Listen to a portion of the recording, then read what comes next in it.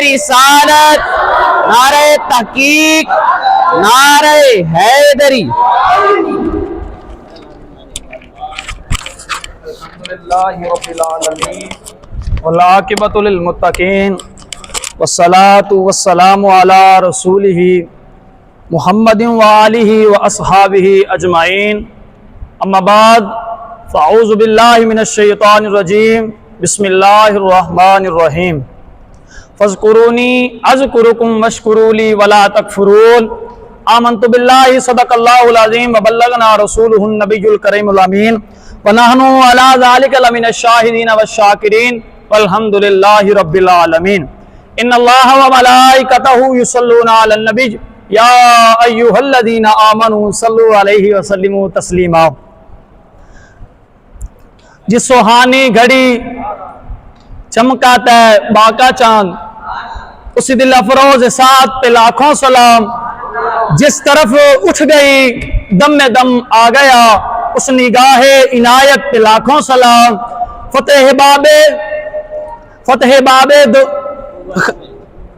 باب نبوت پہ بے حد درود، ختم دور رسالت پہ لاکھوں سلام۔ جس نے ختم نبوت پہ پہرا دیا، ایسے خادم کی خدمت پہ لاکھوں سلام۔ اور یہ صلاۃ و سلام علیکہ یا رسول اللہ وعلی آلکہ واصحابکہ یا حبیب اللہ۔ پیارے اسلام بھائیو، میں نے جو آیت کریمہ پڑھی آپ کے سامنے، اس کا ترجمہ یوں ہے: فاذکرونی اذکرکم واشکروا لی ولا تکفرون۔ بس تم میرا ذکر کرو اور میں تمہارا ذکر کروں گا، اور تم میرا شکر کرو اور کفر نہ کرو۔ حضرت سید غوث اعظم سیدنا عبد القادر جیلانی کے والد صاحب کا نام حضرت سید ابو صالح ہے، اور والدہ کا نام ام الخیر فاطمہ ہے۔ آپ کا والد کی طرف سے سلسلہ نسب حضرت امام حسن سے جا ملتا ہے، اور والدہ کی طرف سے آپ کا سلسلہ نسب حضرت امام حسین سے جا ملتا ہے، تو آپ حسنی اور حسینی سید ہیں۔ آپ کے نانا جان بڑے عابد اور زاہد اور کامل ولی تھے۔ حضرت غوث اعظم 470 سال ہجری میں پیدا ہوئے اور 561 ہجری میں آپ کا وصال ہوا۔ 91 سال آپ زندہ رہے۔ حضرت غوث اعظم مادرزاد ولی تھے۔ ولادت کے وقت والدہ کی عمر 60 سال تھی۔ جب آپ کی ولادت ہوئی تو رمضان شریف میں آپ دن کے وقت دودھ نہیں پیا کرتے تھے۔ جس دن عید کا چاند بادلوں کی وجہ سے نظر نہ آیا تو آپ کی والدہ نے پورے اعتماد سے کہا، آج رمضان مبارک کی آخری تاریخ ہے، کیونکہ میرے بیٹے عبد القادر نے دودھ نہیں پیا۔ اس دن سے یہ بات مشہور ہو گئی۔ تو اب صالح کے گھر میں جو بچہ پیدا ہوا ہے وہ رمضان مبارک کے دن کے وقت دودھ نہیں پیتا۔ تو لوگوں نے پوچھا، آپ کو ولایت کا علم کب ہوا؟ فرماتے ہیں 10 برس کی عمر، آپ 10 برس کے تھے، چھوٹی سی عمر تھی۔ میری والدہ نے قرآن پاک پڑھنے کے لیے مجھے مسجد میں بھیجا۔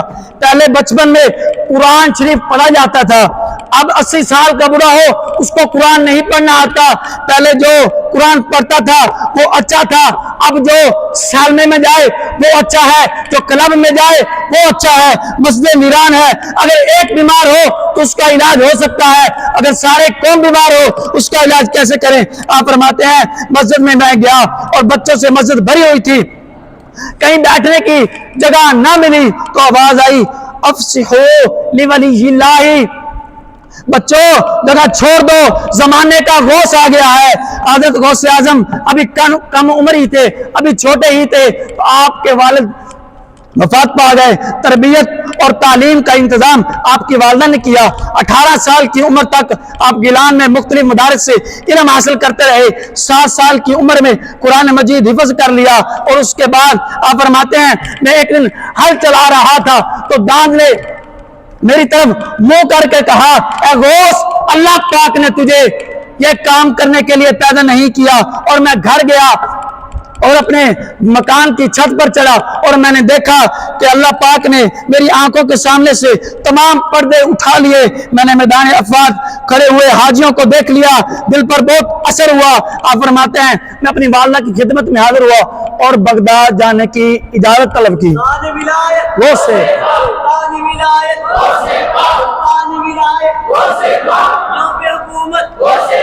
صاحب عزت باعث برکت اللہ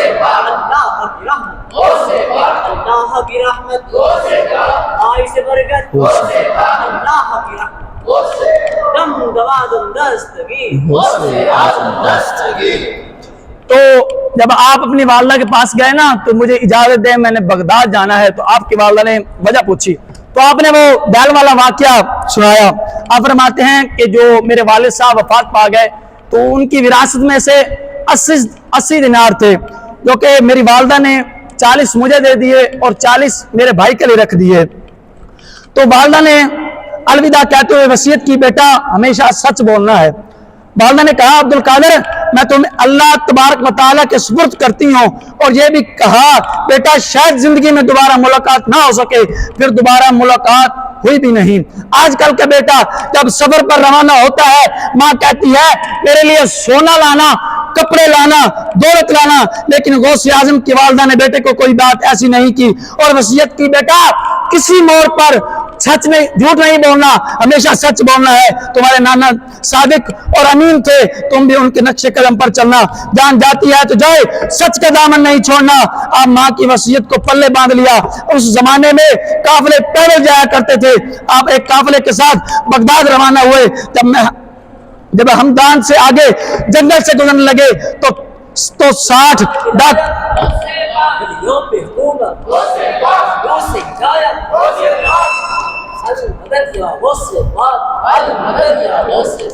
تو 60 ڈاکوؤں نے آپ کے قافلے کو لوٹ لیا. ایک ڈاکو میرے پاس بھی آ گیا. حضرت غوث سے بات فرما رہے ہیں. ایک ڈاکو میرے پاس آیا, اس نے کہا کہ فرماتے ہیں کہ تمہارے پاس کیا ہے. آپ نے فرمایا میرے پاس 40 دینار ہیں. وہ ڈاکو مجھے اپنے سردار کے پاس لے گیا جہاں وہ مال تقسیم کرنے میں مصروف تھا. آپ سے ڈاکو نے سردار سے پوچھا, ڈاکو کے سردار نے آپ سے پوچھا کہ آپ یہ جو آپ نے 40 دینار ہمیں بتائے ہیں یہ آپ چھپا بھی تو سکتے تھے. آپ نے فرمایا کہ جب میں گھر سے نکلا تھا تو میری ماں نے یہ وصیت کی تھی بیٹا کسی موڑ پر جھوٹ مت بولنا, ہمیشہ سچ کا ساتھ دینا. بس انہوں نے کہا کہ آپ اپنی واسکٹ سے وہ 40 دینار نکالیں تو آپ ادھر سے واسکٹ کے ٹانکے توڑ رہے ہیں. اصل میں وہ جو چور تھے ان کی قسمت جہنم سے توڑ کر جنت میں بدل رہے تھے. اپنی دولت قربان کر سکتے تھے, ماں کو ناراض نہیں کر سکتے تھے. ڈاکوؤں کے سردار نے کہا بیٹا تو ماں کو ناراض نہیں کر سکتا تو ہم زندگی بھر اللہ تعالیٰ کو ناراض کرتے ہیں, کیا ہماری بھی معافی ہے؟ آپ فرماتے ہیں آج اگر تم توبہ کر لو تو اللہ معاف کر دے گا. غوث کے ہاتھ پر بیعت ہو جاؤ. سب ایمان لے آئے اور مال لوٹا ہوا واپس کر دیا. پیارے اسلام بھائیو, اس بیان کا نتیجہ یہ ہے کہ ہمیں جھوٹ نہیں بولنا چاہیے, ہمیں ہمیشہ سچ کا ساتھ دینا چاہیے. جان جاتی ہے تو چلی جائے لیکن سچ کا ساتھ ضرور دیں. وما علینا الا البلاغ المبین. تاجدار ختم نبوت.